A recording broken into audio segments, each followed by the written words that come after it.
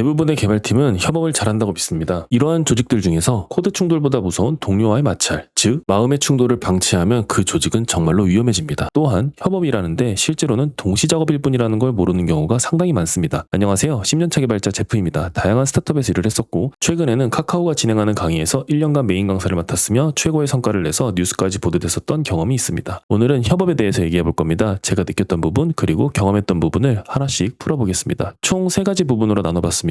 이 3가지를 알아보기에 앞서 우선 협업이 무엇인지에 대해서 알아보겠습니다. 협업은 같이 일하는 것이 아니라 서로가 일할 수 있게 만드는 것이더라고요. 문제는 대부분의 조직이 후자에서 실패합니다. 다시 말해 서로가 일할 수 있게 만들지 못해서 협업이 실패를 하더라는 겁니다. GitHub 브랜치 전략이 아무리 정교해도 커뮤니케이션이 꼬이면 결과물은 결국 엉망이 됩니다. 개발자라면 한 번쯤은 이런 경험 있으실 겁니다. GitHub에 혹은 빗버킷에 PR 리뷰가 계속 쌓이고 QA 기간에 티켓이 미친듯이 쌓이는 경험, 그리고 기능에 대한 피드백이 개발 초기가 아닌 완성될 즈음에 오기도 합니다. 이런 곤란함이 발생하는 건 시스템의 문제라기보다는 협업의 구조가 이미 잘못 설계된 경우가 대부분이었습니다. 왜 그런 건지 한번 분석해 보겠습니다. 첫 번째로 협업은 좋은 도구를 쓴다고 해서 잘 되는 게 아니더라고요. 회사를 다니다 보면 답답한 협업 구조를 바꾸기 위해서 슬랙도 쓰고 지라도 써보고 컴플런스도 써보고 노션도 써보면서 협업을 하면 개선이 될 거라고 생각을 합니다. 하지만 이건 도구를 공유하는 것이지 맥락을 공유하는 것이 아닙니다. 도구에 대한 러닝 커브를 조직이 감당하는 것도 부담스러울 뿐더러 왜 새로운 도구를 도입해야 되는지 구성원들의 이해를 합치시키기도 굉장히 어렵습니다. 좋은 협업이라는 건 정보를 한 곳에 모으는 게 아니고 이해를 한 방향으로 모으는 게 핵심입니다. 결국 협업의 질은 서로의 맥락을 얼마나 빠르게 이해시키느냐로 결정됩니다. 정리하자면 협업이란 많은 문서를 쓰는 게 아니라 상대방이 덜 물어보게 만드는 것이라는 결론을 내렸습니다. 여담이지만 조직에 새로운 도구를 도입하려면 충분한 숙고, 그리고 기존 도구와의 마이그레이션 가능 여부, 주기적인 세션을 통한 새로운 도구에 대한 교육 등 상당히 많은 준비를 통해 소프트 랜딩 시켜야 됩니다. 이런 노력 없이 강제로 도입했다가는 아예 입 닫고 커뮤니케이션이 막혀버릴 수도 있습니다. 정말 위험합니다. 두 번째입니다. 협업은 속도의 타협이 아니고 품질의 분업이었습니다. 팀이 커지기 시작하면 생산성을 높이려고 품질을 나눠서 병렬 처리하기 시작합니다. 하지만 진짜 협업은 병렬 처리가 아니라 책임의 분산이었더라고요. 누가 뭘 맡고 있는지, 그게 최종적으로 어떤 영향을 미치는지 아는 게 핵심입니다. 그래서 저는 개발 연차가 쌓이면서 내 코드가 아니라 내 인터페이스를 관리해야 되는 거구나 라는 걸 깨달았습니다. 협업을 통해서 무작정 많은 코드를 생산하는 것보다 팀원 상호 간의 의사소통 규약, 다시 말해서 인터페이스에서 무너지지 않도록 정말 세심하게 관리해야 됩니다. 주기적인 아침 스크럼, 스프린트 기간 의사소통 방법, 배포 롤백 시 책임 구조, 데이터베이스 및 스토리지 변경 작업 시 책임자 지정과 같은 것들이 포함됩니다.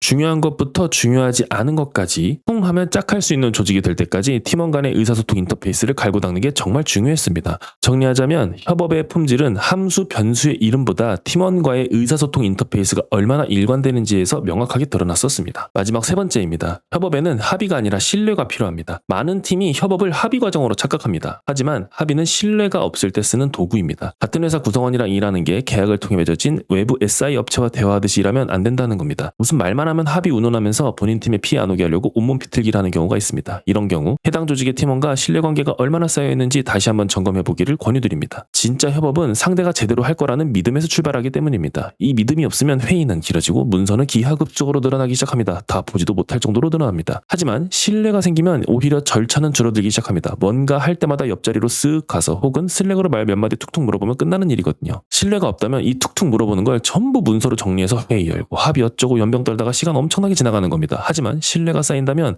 정확하게 기능에 집중할 수 있고 코드 리뷰가 빨라지며 이슈 티켓이 간결해지기 시작합니다. 3번째 내용에 대한 결론입니다. 신뢰가 생기면 규칙이 사라집니다. 그리고 팀은 빨라질 수밖에 없습니다. 여기서 개인적인 통찰과 정리를 좀 해보자면 10년 동안 여러 팀을 거치면서 느낀 건 하나입니다. 협업의 본질은 같이 일하는 법이 아니라 서로의 시간을 낭비하지 않는 법이라는 걸 배우는 거였습니다. 좋은 협업은 친밀함보다 예측 가능성을 줍니다. 내가 쉬어도 팀이 굴러가야 진짜 협업입니다. 내가 빠졌는데 팀이 멈춰버리면 의사소통 인터페이스와 신뢰관계 등을 전면 재점검해 보셔야 됩니다. 다시 말해 협업이 잘 되는 팀은 누가 빠져도 돌아가는 팀이라는 겁니다. 근데 혹시 내가 빠졌는데 팀이 잘 돌아가서 서운한 마음에 드시거나 내가 없으면 안 돌아가게끔 만들어 놓으셨다면 그거 꽤 위험한 접근입니다. 지금 여러분의 팀은 서로를 이해시키고 있나요? 아니면 그저 동시 작업 중인 것에 불과한가요? 협업은 함께 움직이는 게 아니라 함께 멈추지 않게 만드는 일입니다. 이상입니다. 저는 제프였고요. 다음엔 또 더 나은 컨텐츠로 돌아오겠습니다. 오늘도 건승하시기 바랍니다. 안녕.